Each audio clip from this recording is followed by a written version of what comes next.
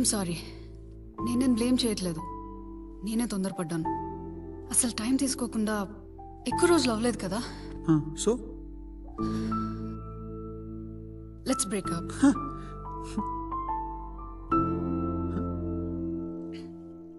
Okay. అంతే కదా Krishna. I hate that I'm saying this. చాలా ఈజీగా ఒప్పేసుకున్నాను కదా.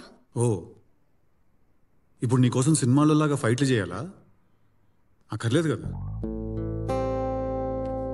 అయినా ఈజీగా అయిపోయిందని ఎలా అనుకుంటున్నావు? అసలు అమ్మాయిలే వద్దనుకున్నాను నేను. ఆ థాట్ని మార్చింది నువ్వు. నువ్వు నాకు నచ్చావు, నేను నీకు నచ్చాను. అంత న్యాచురల్గా జరిగింది ఇది. దాన్ని ఎందుకు క్వశ్చన్ చేస్తున్నావు?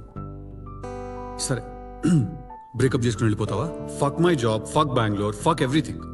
నాకు నువ్వు కావాలి. అయితే ఉండిపో ప్లీజ్.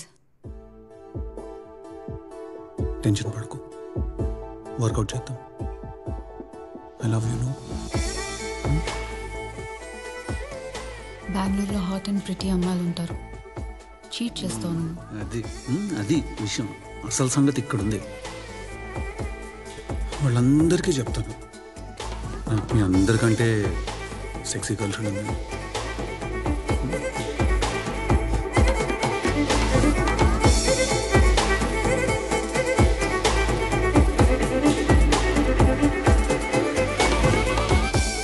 Hey what?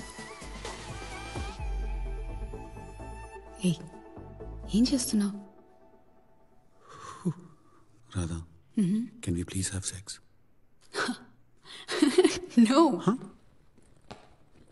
మరి ఎప్పుడు? మరి బెంగళూరు వెళ్ళిపోతున్నా. Did you make out with Satya? Yeah, నేను ఇంట్లో దింపేస్తాను. పద. కృష్ణ ఆగు.